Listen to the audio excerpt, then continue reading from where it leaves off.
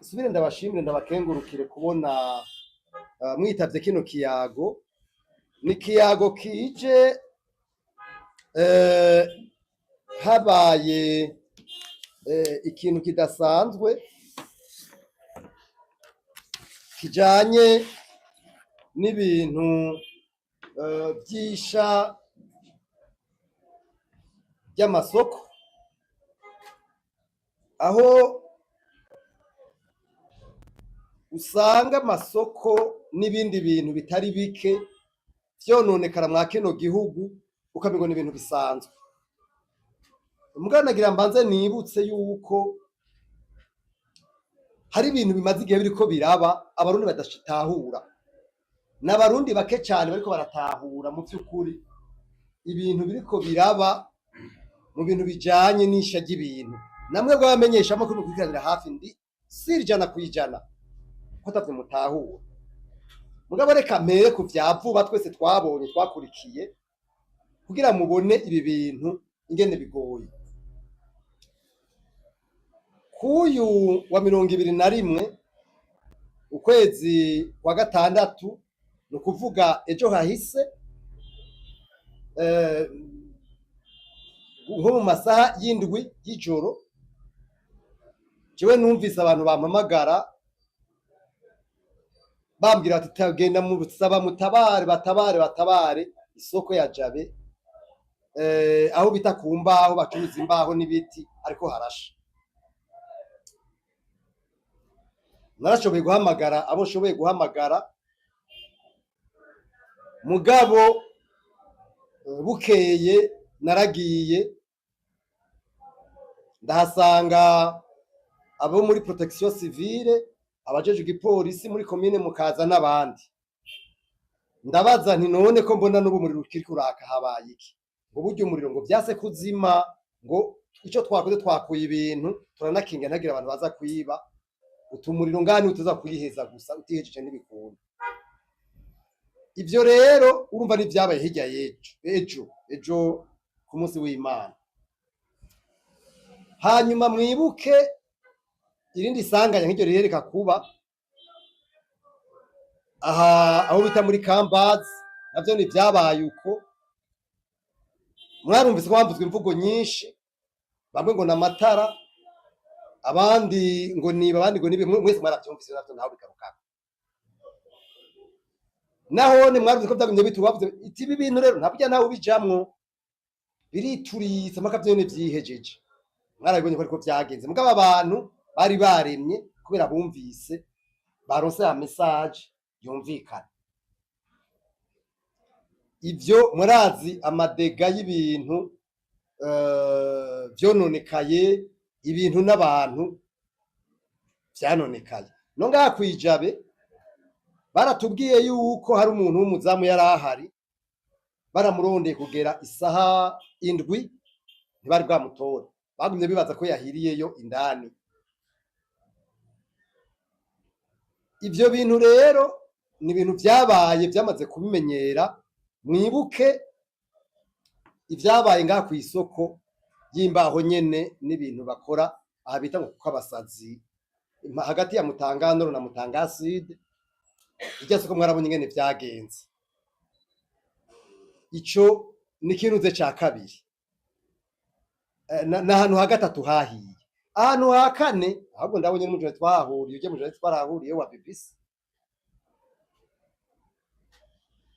Rero ibintu uravye niko biragenda. Murumvise iyi soko yo ngaha y'imbaho yo ngaha kwijabe, murumvise ibintu vyo gusha vyo muri Kambazi, murumvise nababwiye iki kibazo cyo ngaha kwa aha impande yo kwa Siyoni naho ni mu bintu vy'imbaho, naho ni harahiye nkuko nyene. Hanyuma mwibuke ahandi hantu hahiye mu Kinama, isoko yo mu Kinama murazi kwiruka gusha nayo. Mwibuke kandi ahantu aha kwa ntuze kwa Dams, harahiye naho n'umuriro vuba. Harahandi twibuka umengo hahiye ni amasoko atari make nk'isoko y'Ingozi imaze gusha inshuro kabiri. Hanyuma isoko yo mu Rushubi yarahiye, harahiye amasoko menshi, Nyanzarake n'ahantu henshi cyane hamaze gusha, ibintu bimaze guturirwa. Sinzi ko biturirwa canke vyiturira, navyo tumenya. Mugabo ikintu ayi kigoye gutahura mwibi vyose, umurundi wese yibaza. Mu bisanzwe andeya des semaines maximum, d'abord haratangwa ivyo bita les enquêtes préliminaires z'intango z'ibanze, abantu bakamenya uyu muriro wavuye kuri iki. Ivyo bintu mwa kino gihugu cyane ntivyigera biba ngo tumenye. Muribuka nk'isoko nk'aho isoko nkuru ya Bujumbura, ahantu hari PIB umwimbu w'igihugu cose ku mwaka wa 20%, 20, kugeza nino saha ntituramenya neza ibintu vyatumye iyi soko isha, ntiturabimenya nino saha. Ibi bintu narabajije hajya kwijabe, imbega ahantu hahiye gute? Erega nari nibagiye n'irya soko yaje byaragize gusha, ushaka ko batavyo bari munsi. N'amasoko menshi namaze gusha isira. Mugabe ikintu kitumvikana, navuze ingaruka mbi ziba y'ibintu nk'ivyo bibaye. Mugabo ntivyumvikana kungene tutamenya icyatumye ayo masoko n'ivyo bintu byose bindi bisha, aba rezotere ababituriye, hanyuma n'ibihano bahawe. Kuko uko bigenda kose ntivyiturira, nawe bari regidezo kufatwa ingingo.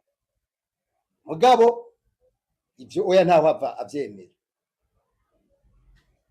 Ico bacoje nawe bari umuntu yibagiriye ikintu agaturira, yofatwa ingingo, kuko ntushobora gufyinisha ibintu by'abantu n'ubuzima bw'abantu gutyo hoye. Ikibazo rero ngaki cyakiza ni kimwe, leta iri hehe mw'ivyo vyose? Irihe? Nagira nibutse yuko gukingira ibintu n'abantu vy'igihugu bibazwa leta, nta wundi muntu umwe bibazwa leta. Gukingira ibintu by'abantu, la protection des biens et des citoyens est la panacée du gouvernement. Uwundi wese azafasha, mugabo leta niyibazwa bino bintu. Ikibazo rero umuntu agomba kuca yibaza ngaha, bigenda gute ngo isoko ya mbere ishe, isoko ya kabiri ishe, isoko ya gatatu ishe, isoko ya kane ishe, isoko ya gatanu ishe, isoko mirongo zishe, n'ibintu ntihagire ankete nimwe yigera yabutisa ngo abantu bavuge ibintu by'abantu ngene vyononekaye. Ivyo bintu mwe muvyumva gute? Twebwe dufise ikibazo cyuko mu rutagira ico twita politique de prévention, nukuvuga politike yo gukinga mwa kino gihugu cacu, nuko ntayihari. Enda bakandi karugasa meje kuvuga ivy'imiriro niki, sindaza kuvyerekeye igituma umengo ni ibintu bisanzwe cyane bibereka. Mugabo reka tuje ku bindi bintu, kuko tuvuze gukinga si ivy'imiriro gusa. Mwibuke mwese muribuka aha mu Gatunguru ivyahabereye, amazi yaramanutse inkukura irayogeza ibintu, mwarabibonye. Genda murabe ibintu vy'inyubako, amazi yaraje yatanganyika araduga treresa, mwarabibonye. Amazu n'ibintu biratwagwa n'abantu barapfa. Inzuzi nukuvuga Ntahangwa, Kanyosha, Kajeke n'izindi zigwa ziri hikumbi. Mugabo kandi reka ndabarungike muri Code Dolo icivuga. Code Dolo ivuga yuko kuri Tanganyika, inzu yose iza kuri Tanganyika hagomba kuba ikintu bita zone tampo, imetero 150. Inyubako yose mubona ku metero 150 ni inyubako inyuranye n'amategeko na Code Dolo.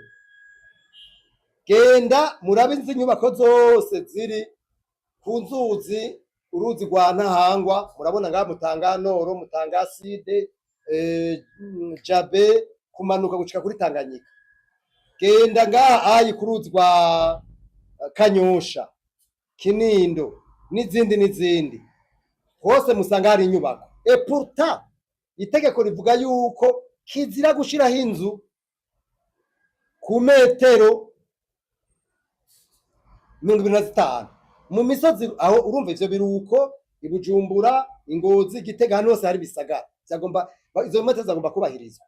Ku mabarabara turorondora ruti hari metero, ni ukuvuga amabarabara asanzwe aya y'imigenderanire n'amabarabara makuru, burya hariho imetero zigomba gusigara. Sinaho honyene n'amazu, burya hariho imetero zisigara hagati y'inzu n'ibarabara, biri mu mategeko birazwi. Mugabo ndagenda babwire, mugende muraba amazu ngene yubatse ku mabarabara, mugende muraba ngene amazu yubatse kuri Tanganyika canke ahandi hose kuzo zimeshe kubabwira. Hari amategeko, mugabo nta muntu numwe, nta rwego na rumwe ivyo bintu vyubahiriza.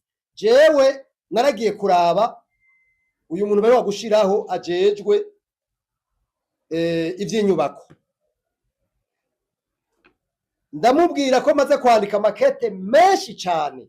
Ishyamwe riko byaranditse makete menshi rivuga yuko tudatahura na gato ingene ibintu biguma bisha, ingene ibintu vy'inyubako bimeze.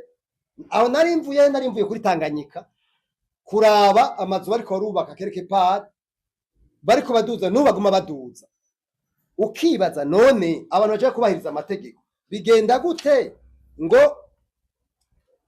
abantu baguma bubaka bahonyaza amategeko mugabo kandi bibe nk'ibintu bisanzwe. Jewe rero nkavuga nti ibi bintu nivyumvike nke twandika makete abantu bose ukamengo nta numwe abibona, kandi ko muravuga